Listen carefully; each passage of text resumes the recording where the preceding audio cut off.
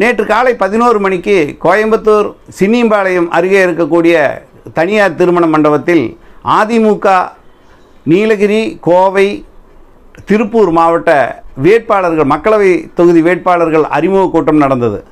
இதில் அதிமுக மற்றும் அதிமுக கூட்டணி கட்சி நிர்வாகிகள் எல்லாம் கலந்துக்கிட்டாங்க. பொதுவாகவே அதிமுக நிர்வாகிகள், குறிப்பாக பொள்ளாச்சி ஜெயராமன், வேலுமணி போன்ற இரண்டாம் கட்ட தலைவர்கள் பாஜகவை விமர்சிக்கிறதில்ல, அதுலேயும் அண்ணாமலையை சுத்தமாகவே விமர்சிக்கிறதில்ல அப்படிங்கிற ஒரு பேச்சு தொடர்ந்து இருந்துகிட்டு இருந்தது. ஆனால் இந்த அறிமுக கூட்டத்தில் இப்போதைய எம்எல்ஏக்கள், மாநகர செயலாளர்கள், எஸ்பி வேலுமணி, பொள்ளாச்சி ஜெயராமன் உட்பட அண்ணாமலையை, பாஜகவை கடுமையாக விமர்சித்து பேசியதை காண முடிந்தது.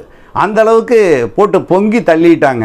இது இமயமலை, அண்ணாமலை இல்லை, இமயமலையே வந்தாலும் எங்கள் வேட்பாளர் அசைக்க முடியாதுன்னும், இந்த கோயம்புத்தூர் கொங்கு கோட்டை இது எங்களோட எஃகு கோட்டை, அப்படிப்பட்ட எஃகு கோட்டையை தகர்க்கறதுக்கு எந்த கொம்பனாலையும் முடியாது அப்படின்னுலாம் அங்கே வசனத்தை பார்க்க முடிஞ்சுது. ஆக இதுவரைக்கும் பாஜகவை தாக்காமல் ரொம்ப கவனமாக போயிட்டு இருந்த அதிமுக இப்போ இனி தேர்தல் பிரச்சாரத்தில் பாஜகவை கடுமையாக சாடும். அதுலேயும் கோயம்புத்தூரில் அண்ணாமலையை கடுமையாகவே ஒரு பிடிக்கும் அப்படிங்கிறது இந்த கூட்டத்தின் மூலமாக அறிய முடிஞ்சுது. அப்படி அந்த கூட்டத்தில் என்னதான் நடந்தது, அவங்க பேசின பேச்சுகளை இங்கே தொகுத்திருக்கிறேன், பாருங்க. பார்த்துட்டு உங்கள் கருத்துக்களை எழுதுங்க.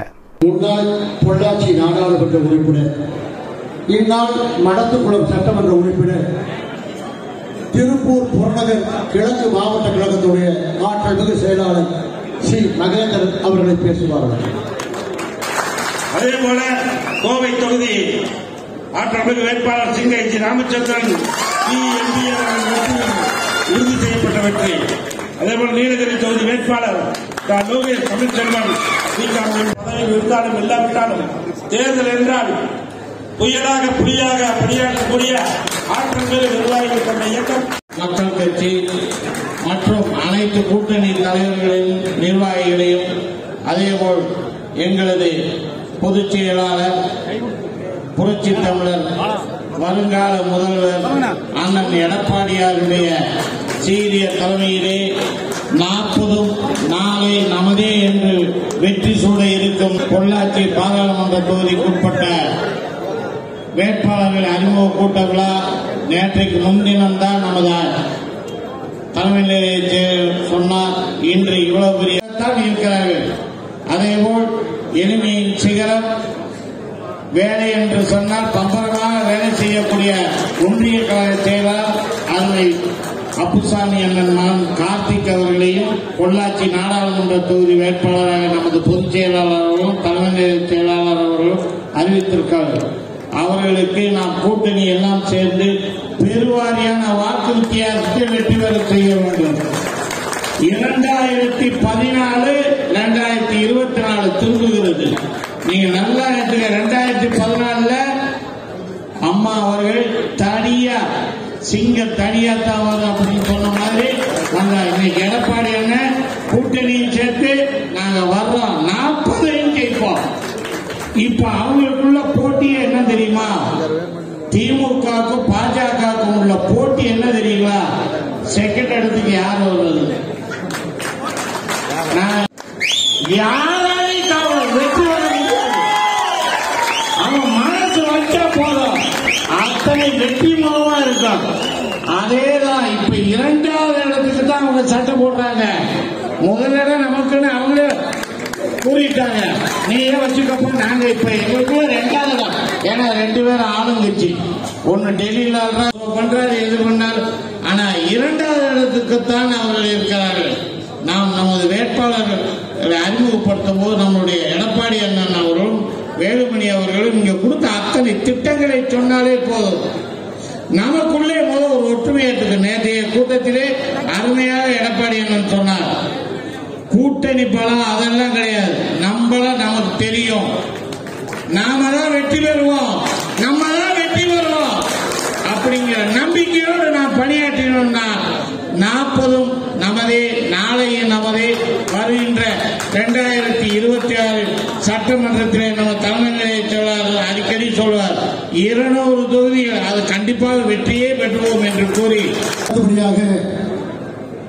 கோவை புறநகர் வடக்கு மாவட்ட கழகத்துடைய செயலாளர், கவுண்டபாளையம் சட்டமன்ற உறுப்பினர் சுழன்றாடும் செயல் வீரர் அன்பு சகோதரர் PRG அருண்குமார் தலைவர் அம்மா ஆகிய இருவரும் தெய்வங்களுடைய ஆசியோடும் கழகத்தினுடைய பொதுச் செயலாளர் தமிழக எதிர்க்கட்சி வேட்பாளர்களாக நீலகிரி நாடாளுமன்ற தொகுதியிற்கு அருமை அண்ணன் தனபாலனுடைய புதல்வர் அன்பு தம்பி லோகேஷ் அவர்களையும் அதே போல கோவை நாடாளுமன்ற தொகுதிக்கு மரியாதைக்குரிய அண்ணன் சிங்கை கோவிந்தராஜனுடைய புதல்வர் சிங்கை ராமச்சந்திரன் அவர்களுக்கும் அதே போல பொள்ளாச்சி நாடாளுமன்ற தொகுதிக்கு மரியாதைக்குரிய அண்ணன் அப்புசாமி அவர்களுடைய மகன் கார்த்திக் அப்புசாமி அவர்களுக்கும் கழகத்துடைய பொதுச் செயலாளர் வேட்பாளர் அறிவித்து இன்று வெற்றி வேட்பாளர்களாக நம் முன்னாலே இருக்கின்றார்கள். நாம் ஒன்றை மட்டும் கோரிக்கொள்கின்றேன். கழகத்தில் கழக தொண்டன் நினைத்தால் அனைத்தையும் சாதித்து விடுவார். ஆனால் அதற்கு ஆயத்தமாகிவிட்டார் என்று நினைக்கின்றேன். வேட்பாளர் பற்றி பார்த்தவுடனே அனைவரும் உற்சாகமாக களமிறங்கிவிட்டார்கள். ஆகவே அந்த வாயிலாக வெற்றி உறுதி என்று நினைக்கின்றேன். அதே போல இந்த கூட்டத்தின் வாயிலாக பாரதிய ஜனதா கட்சியை சார்ந்தவர்களுக்கு ஒன்று மட்டும் சொல்லிக் கொள்கின்றேன். உங்களுக்கு எப்படி RSS என்ற அமைப்பு இருக்கிறதோ அதுபோல் எங்களுக்கு புரட்சித் தலைவர் எம்ஜிஆருடைய பாசறையை எங்கள் பொதுச் செயலாளர் எப்படி உங்களுக்கு மோடி RSS வழிநடத்துகிறதோ அதே போல எம்ஜிஆருடைய ஆசியும் எம்ஜிஆருடைய தொண்டரும் எங்களுடைய புரட்சித் தலைவர்களை வழிநடத்துகிறார். ஆனால் உங்களுக்கு எந்த விதத்திலும் நாங்கள் சரணை கொடுத்தோம். உங்களை எந்த விதத்திலும் நாங்கள் விட்டுக் கொடுக்க மாட்டோம். உங்களை நாங்கள் சந்திக்க தயாராக இருக்கின்றோம்.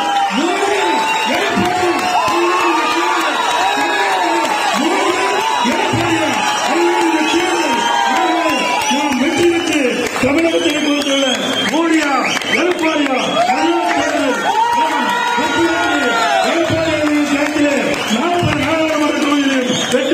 தமிழகத்தில் இந்தியாவிலே நாம் நிர்ணயிக்கிறவர்தான் பிரதமர் என்ற நிலையை உருவாக்குவோம் என்று கூறி வாய்ப்புக்கு நன்றி.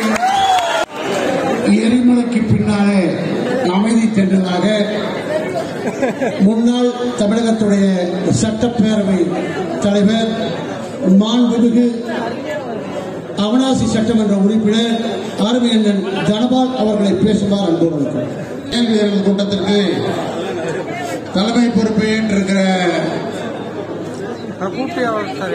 அரசு அதிமுக தெரிவித்துக் கொண்டு இன்றைக்கு தமிழ்நாட்டிலே நடைபெறுவது ஒரு காட்டாட்சி தர்பார்.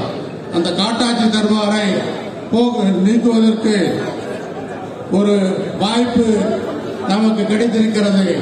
அந்த வாய்ப்பு தான் நடைபெறவிருக்கிற நாடாளுமன்ற தேர்தல். அந்த நாடாளுமன்ற தேர்தலிலே நாம் 40 தொகுதியிலேயும் வெற்றியை குவித்து நாம் எடப்பாடியாருடைய கருத்தை வலுப்படுத்துவதன் மூலமாக மீண்டும் தமிழ்நாட்டிலே அனைத்து இந்திய அண்ணா திமுகவின் ஆட்சி வந்து எடப்பாடியார் முதலமைச்சராக வருவதற்கு வழிவகை செய்யும் என்று சொல்லி அப்படிப்பட்ட தேர்தலில் நீங்கள் ஒரு நல்ல வாய்ப்பை உருவாக்கி தர வேண்டும் என்று கேட்டு நீலகிரி தொகுதியிலே என்னுடைய மகன் லோகேஷ் தமிழ்ச்செல்வன் போட்டியிடுகிறார். அதே போல சிங்கை தமிழ்ச்செல்வன் பொள்ளாச்சியிலேயும் அதே போல கோவையிலே சிங்கை தமிழ் கோவிந்தராஜ் அவர்களுடைய குமாரர்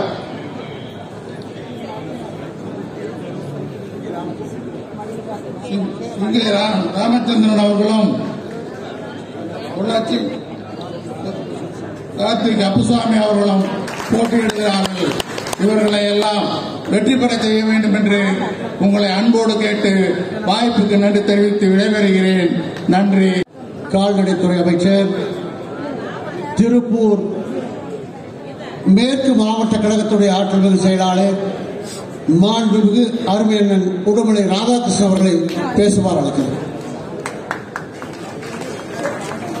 மறைந்து மறையாமலும் வாழ்ந்து கொண்டிருக்கின்ற இதய தெய்வம் புரட்சித் தலைவி அம்மாவினுடைய ஆசையோடும் தமிழகத்திலே 4 ஆண்டு காலம் நல்லாட்சி நடத்தி தமிழக மக்களினுடைய இதயங்களில் இடம் பிடித்திருக்கின்ற நம்முடைய கழகத்தினுடைய பொதுச் செயலாளரும் தமிழகத்தினுடைய எதிர்க்கட்சி தலைவரும் வருங்கால தமிழகத்தினுடைய முதலமைச்சருமான அண்ணன் எடப்பாடியாருடைய வாழ்த்துக்களோடு நடைபெற்றுக் கொண்டிருக்கின்ற பொள்ளாச்சி, கோவை, நீலகிரி பாராளுமன்ற தொகுதியினுடைய வேட்பாளர்கள் அறிமுக கூட்டத்தினுடைய தலைமை பொறுப்பை ஏற்றிருக்கின்ற நம்முடைய கொங்கு மண்டலத்தில் தமிழகமே வியந்து பார்க்கின்ற உள்ளாட்சித்துறையாக மாற்றி அமைத்து எங்களை எல்லாம் இன்றைக்கு சட்டப்பேரவையிலே வழிநடத்தி சென்று கொண்டிருக்கின்ற தலைமை கழகத்தினுடைய செயலாளரும் கோயம்புத்தூர் தெற்கு மாவட்ட கழகத்தினுடைய செயலாளரும் முன்னாள் அமைச்சரும் என்னுடைய மரியாதைக்குரிய என்னுடைய அன்புக்குரிய நண்பரும் அன்பு சகோதரர் எஸ்பி வேலுமணி அவர்களை இந்த நிகழ்ச்சியிலே கலந்து கொண்டு சிறப்பித்துக் கொண்டிருக்கின்ற முன்னாள் அமைச்சர் பெருமக்களை, நம்முடைய பேரவையினுடைய தலைவர், துணைத் தலைவர் உட்பட சட்டமன்ற உறுப்பினர்களை, வருகை வேட்பாளர்களை இங்கே அறிமுகம் செய்ய இருக்கின்றோம். நம்முடைய பொள்ளாச்சி நாடாளுமன்ற வேட்பாளராக ஆனைமலை ஒன்றிய கழகத்தினுடைய ஆற்றல் மிக்க செயலாளராக இருந்த அண்ணன் அப்புசாமி அவர்களுடைய மகன் இன்றைக்கு நம்முடைய கார்த்திக் அப்புசாமி அவர்கள் தான் பொள்ளாச்சி நாடாளுமன்ற தொகுதியினுடைய வேட்பாளராக நாம் நிறுத்தி இருக்கின்றோம். இங்கே வருகை தந்திருக்கின்ற நீங்கள் சிந்தித்து பார்க்க வேண்டும்.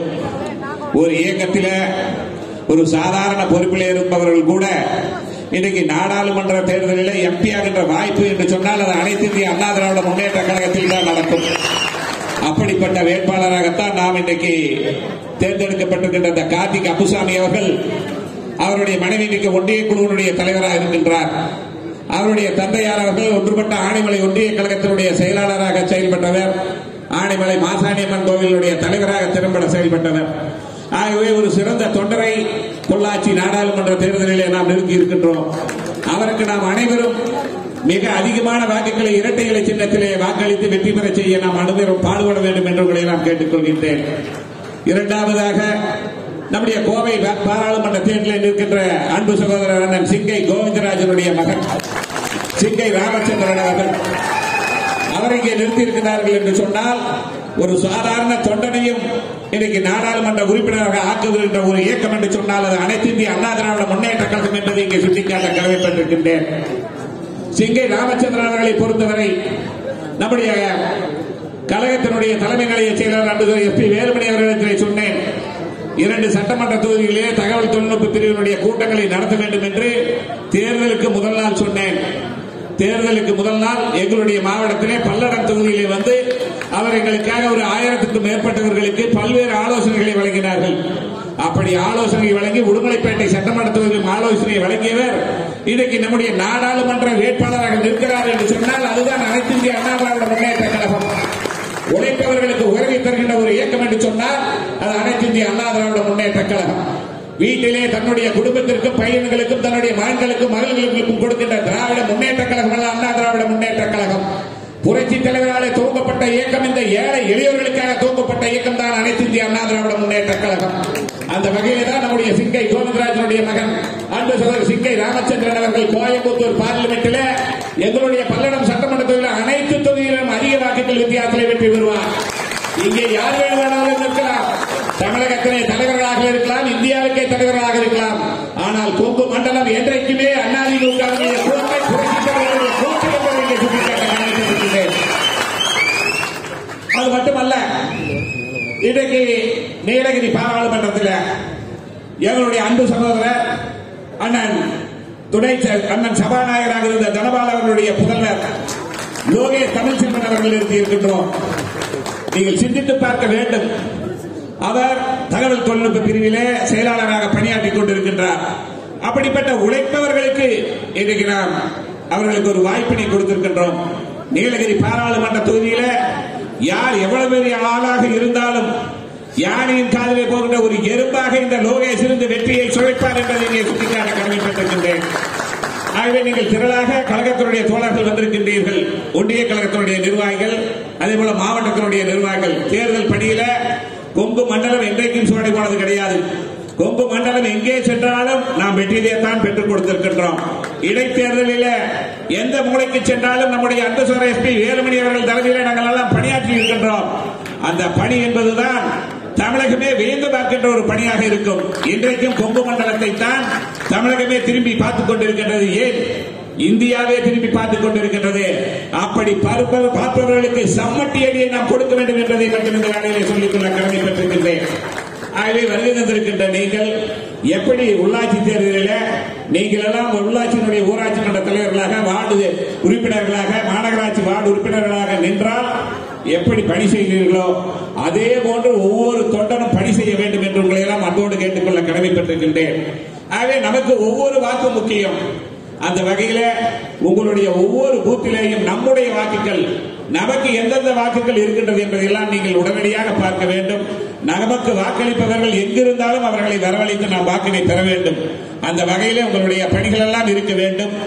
நான் சொல்வதெல்லாம் மீன் குஞ்சுக்கு நீந்து கற்றுக்கொள்ள தேவையில்லை. அனைத்து இந்திய அண்ணா திராவிட முன்னேற்ற கழக தொண்டன் நினைத்தால் தமிழகத்தில் இருக்கின்ற 40 தொகுதிகள் நாம் தான் வெற்றி பெறப் போகின்றோம். எடப்பாடியாருடைய கரங்களில் நாம் கொடுக்க வேண்டும். குறிப்பாக கொங்கு மண்டலத்திலே இருக்கின்ற நம்முடைய திருப்பூர், அதே போல பொள்ளாச்சி, கோயம்புத்தூர், நீலகிரி 4 பாராளுமன்ற தேர்தலில் 4 பேரையும் இரட்டை இலை சின்னத்திலே வெற்றி பெற செய்து நீங்கள் அனைவரும் உங்களுடைய கரங்களிலே நாங்கள் ஒப்படைத்திருக்கின்றோம்.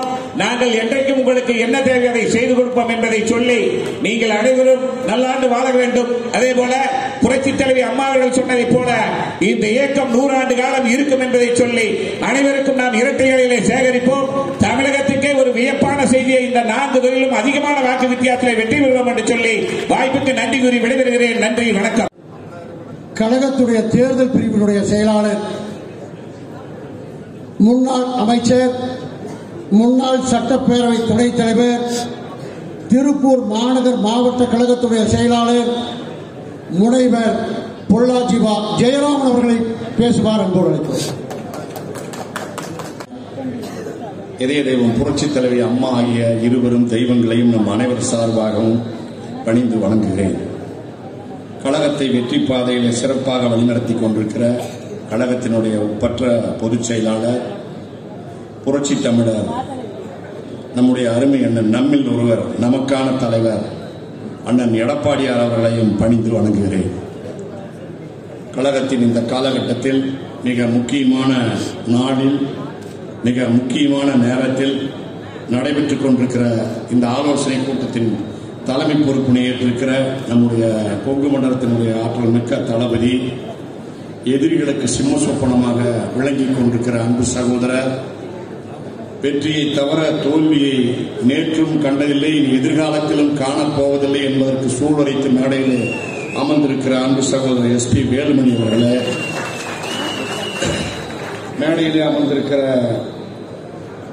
முன்னாள் அமைச்சர் பெருமக்களே, மாவட்ட கழகத்தினுடைய ஆற்றல் மிக்க செயலாளர்களே, சட்டமன்ற உறுப்பினர்களே, முன்னாள் சட்டமன்ற உறுப்பினர்களே, கழகத்தின் உயிரின் மேலான ஒன்றிய, நகர, பேரூராட்சி கழகம், பகுதி கழகம் ஆகியவற்றினுடைய நிர்வாகிகளே, கழகத்தினுடைய எப்பொறுப்பு இருந்தாலும் இல்லை என்றாலும் புரட்சித் தலைவர் எம்ஜிஆர், புரட்சித் தலைவி அம்மா ஆகிய தெய்வங்களே, உயிர் மூச்சு என்று வாழ்ந்து கொண்டிருக்கிற கழகத்தின் ஒப்பற்ற கிளைக்கழக நிர்வாகிகளே, உடன்பிறப்புகளே, சகோதரிகளே, அனைவருக்கும் என்னுடைய அன்பான பணிவான வணக்கத்தை உரித்தாக்கிக் கொண்டு,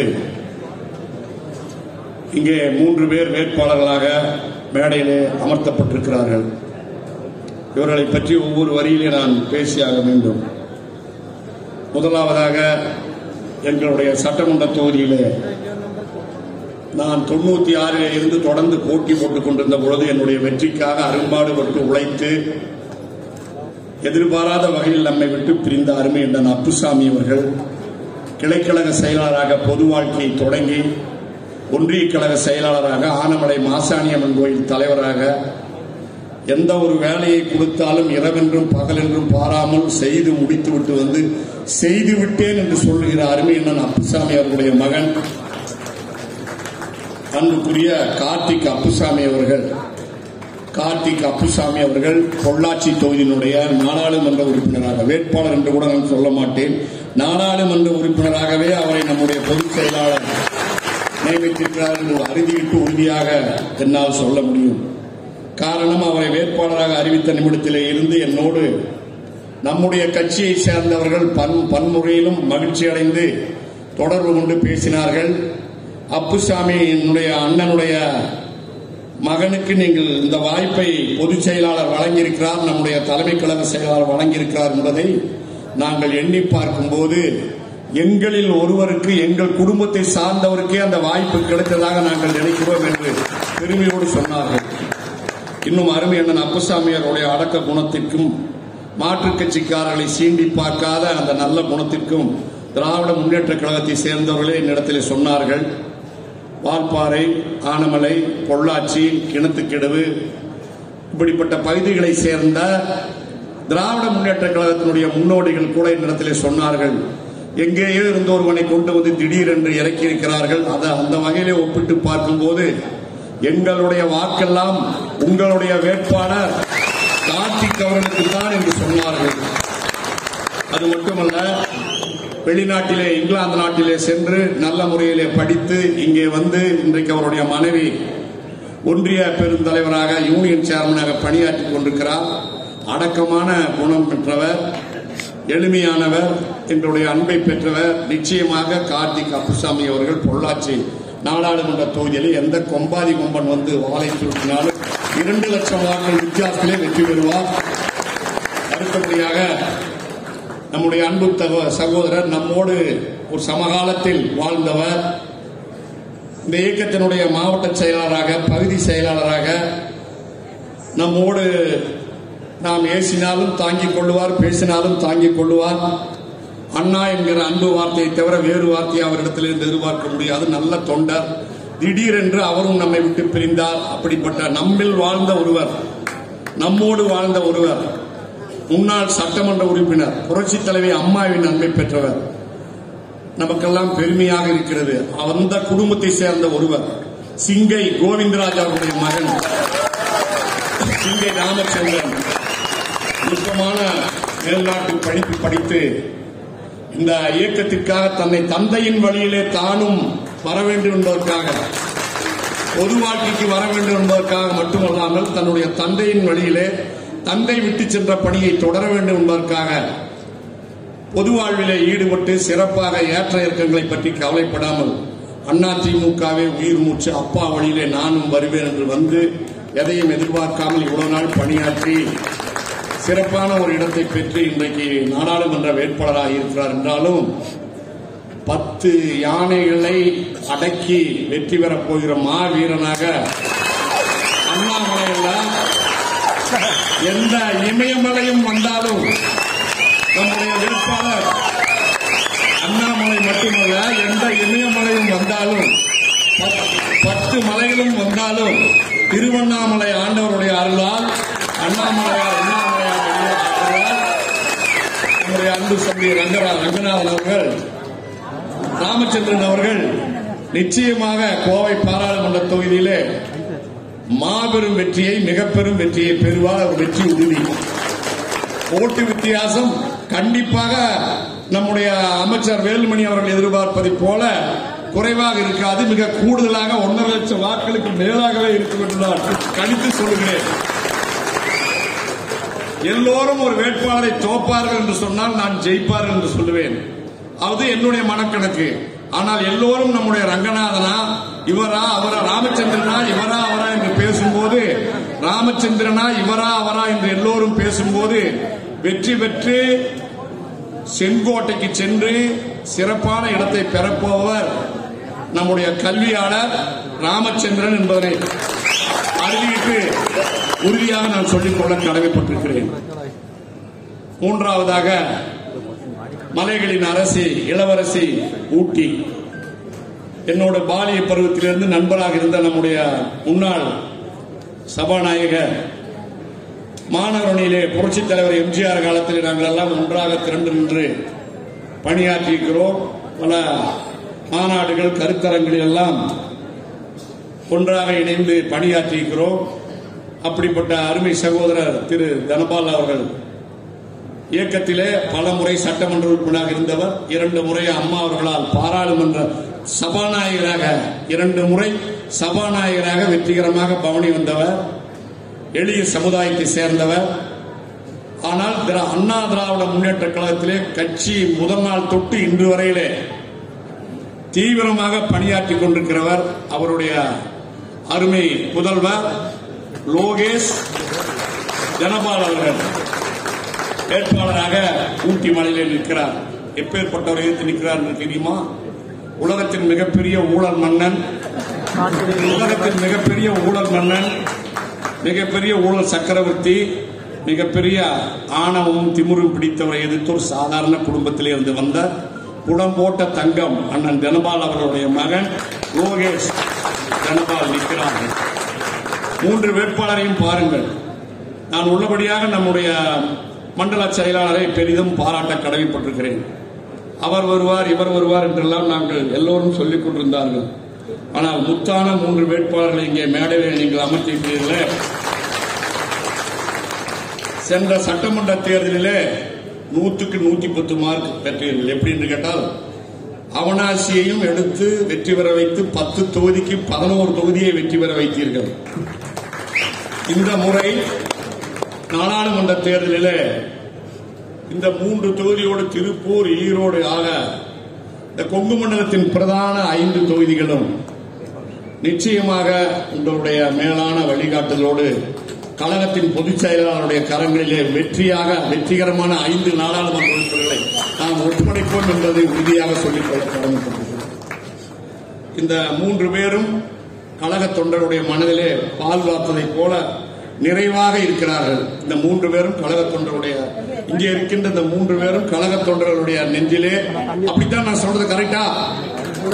நம்முடைய வேட்பாளர்களை போல நல்ல வேட்பாளர்கள், கரைபடியாத வேட்பாளர்கள், கழக குடும்பத்திலிருந்து வந்த வேட்பாளர்கள் எந்த கட்சியிலும் யாராலும் அறிவிக்க முடியாது. சாதாரண நிலையில அப்புசாமி என்னுடைய மகன் என்றால், கார்த்திக் அப்புசாமி என்றால் ஒரு விவசாயி, சிங்கை ராமச்சந்திரன் என்றால் ஒரு ஆலை தொழிலாளியினுடைய மகன், நம்முடைய லோகேஷ் தனபால் என்று சொன்னால் ஒரு பாரம்பரியமாக அனைத்து இந்திய அண்ணா திராவிட முன்னேற்ற கழகத்தினுடைய குடும்பத்திலே இருந்து வந்த, அருந்ததியர் சமுதாயத்திலே இருந்து வந்த ஒரு ஒன்று தொட்டு இந்த இயக்கத்தினோடு எப்பொழுதும் அருந்ததியர் சமுதாயம் என்றால் அதிமுக என்றால் அருந்ததியர் சமுதாயம், அப்படிப்பட்ட ஒரு சமுதாயத்திலிருந்து வந்திருக்கிற முத்தான முத்து.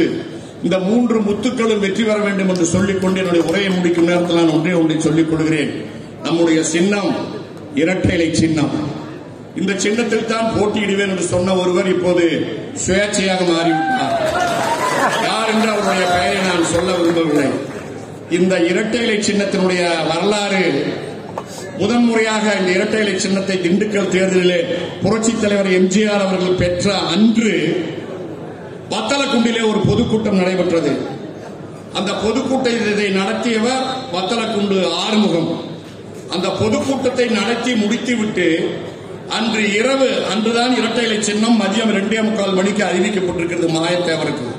அன்று இரவு இரட்டை இலை சின்னத்தை வரைந்து கொண்டிருந்த போது திராவிட முன்னேற்ற கழகத்தினுடைய கருங்காலிகளால் அவர் கண்டகுண்டமாக வெட்டி கொல்லப்பட்டார். இந்த சின்னத்தை எழுதி கொண்டிருக்கும் பொழுது நம்முடைய கட்சியினுடைய முதல் தியாகி இரத்த தடாகத்திலே பூத்த சின்னம் தான் இரட்டை இலை சின்னம். இரத்த தடாகத்திலே பூத்த சின்னம். அந்த வத்தலக்குண்டு ஆறுமுகத்தினுடைய ஆத்மாவோடு எனக்கு பிறகும் 100 ஆண்டு காலம் அனைத்து இந்திய அண்ணா திராவிட முன்னேற்ற கழகம் தமிழக மக்களுக்கு சேவை செய்யும். எனக்கு பிறகும் 100 ஆண்டு காலம் அனைத்து இந்திய அண்ணா திராவிட முன்னேற்ற கழகம் தமிழ்நாட்டிலே அரசாளும் என்று தன் உயிரை கொடுத்து போன 2016 சட்டமன்ற தேர்தலில் உயிர் போய்விடும் என்று தெரிந்தாலும் ஊராக சுற்றி எங்களை போன்றவர்களை எல்லாம் வெற்றி பெற வைத்த நம்முடைய அன்னை புரட்சி தலைவி அம்மா அவர்கள் சட்டமன்றத்தில் எடுத்த சபதம் எனக்கு பிறகும் 100 ஆண்டு காலம் இந்த இயக்கம் வாழும் என்பது. அதே போன்று புரட்சி தலைவர் எம்ஜிஆர் ஒரு முறை ஒரு பொதுக்கூட்டத்திலே பேசும்போது அந்த பதிவை நான் வைத்திருக்கிறேன். எனக்காக இந்த இயக்கத்தை நான் தொடங்கவில்லை, எனக்காக இந்த சின்னத்தை நான் உருவாக்கவில்லை. இந்த தமிழக மக்களை காப்பதற்காக எனக்கு பிறகும் 1000 ஆண்டு காலம் தமிழக மக்களை ஆள்வதற்காக இந்த இயக்கத்தையும் இந்த இரட்டை இலை சின்னத்தையும் நான் உருவாக்கி இருக்கிறேன். இது தமிழக மக்களுக்கு சொந்தமானது, தமிழர்களுடைய உரிமையை காக்கக்கூடியது என்று சொன்னவர் புரட்சித் தலைவர் எம்ஜிஆர்.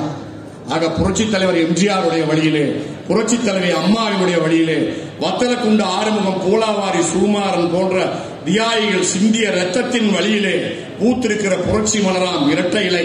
இந்த இரட்டை இலையை எதிர்ப்பதற்கு எந்த கொம்பாதி கொம்பனாலும் முடியாது என்று என்னுடைய உரையை முடிக்கும் போது நான் ஒன்றை நம்முடைய பொதுச் செயலாளருடைய கவனத்துக்கும் நம்முடைய மண்டல பொறுப்பாளருடைய கவனத்துக்கும் கொண்டு வர கடமைப்பட்டிருக்கிறேன். நேற்றைக்கு நம்முடைய தொண்டன் இருந்த நிலை வேறு, முந்தா நாள் இருந்த நிலை வேறு. ஆனால் இன்றைக்கு அண்ணா திராவிட முன்னேற்ற கழகத்தினுடைய மானத்துக்கு சவாலாக இந்த தேர்தல் வந்திருக்கிறது. கைவண்டி இருக்கிறவன், கலாசு வேலை பார்க்கிறவன், ஒர்க் ஷாப்புக்கு வேலைக்கு போறவன், விவசாய கூலி தொழிலாளி, மரமேறுபவன், கிராமப்புறத்திலே ஒரு நேரம் உண்டும் உண்ணாமலும் வாழ்கிறவன், பாமர மக்களின் சின்னம் இரட்டைகளை இந்த மக்கள் எல்லாம், இந்த தொண்டர்கள் எல்லாம் ஒரு முடிவெடுத்திருக்கிறார்கள். நிச்சயமாக நீங்கள் எதை கொடுத்தாலும் கொடுக்காவிட்டாலும் நீங்கள் ஆணையிட்டால், பொதுச் செயலாளர் ஆணையிட்டால் உங்களுக்காக எதையும் தியாகம் செய்வதற்கு நம்முடைய தொண்டர் படை தயார் தயார் தயார். இதற்கு முன்பு எத்தனையோ தேர்தல் களத்திலே நாம் விளையாடி இருக்கிறோம், வென்றிருக்கிறோம், தோற்றிருக்கிறோம் என்றாலும் இந்த 2024 நாடாளுமன்ற தேர்தலிலே நம்முடைய பொதுச் செயலாளர் புதிதாக பொறுப்பேற்ற போது சந்திக்கிற முதல் நாடாளுமன்ற தேர்தலிலே என் அருமை உயிரின் மேலான உடன்பிறப்புகளே, சகோதரர்களே, சகோதரிகளே, உங்கள் அனைவரையும் நான் மண்டியிட்டு உங்கள் கால்களை பிடித்து மன்றாடி கேட்டுக் கொள்வது, வீழ்வது நாமாக இருந்தாலும் வெல்வது புரட்சித் தலைவர் எம்ஜிஆருடைய சபதம், புரட்சித் தலைவர் அம்மாவின் சபதம். எடப்பாடியாருடைய ஆட்சி மீண்டும் தமிழகத்திலே அமைய, சாதாரண ஏழை எளிய மக்களுடைய வாழ்க்கை தரம் உயர, வெல்வது அனைத்து இந்திய அண்ணா திராவிட முன்னேற்ற கழகமாக இருக்க வேண்டும் என்று சொல்லி தந்த வாய்ப்புக்கு நன்றி கூறி வேட்பாளர்கள் 3 பேரும் வெல்வது உறுதி, டெல்லி செல்வது உறுதி என்று சொல்லி விடைபெறுகிறேன். நன்றி. தென்னிந்தியாவின் மான்செஸ்டர் கோவை மாவட்டத்தை மாண்புமிகு இதயம் டாக்டர் புரட்சி தலைவி அம்மா அவர்கள் முதலமைச்சராக இருந்த போதும், மாண்புமிகு அருமையான எடப்பாடியார் முதலமைச்சராக இருந்த போதும் 7000 கோடி ரூபாயை இந்த ஆண்டுகளிலே பெற்றுத் தந்தவர்.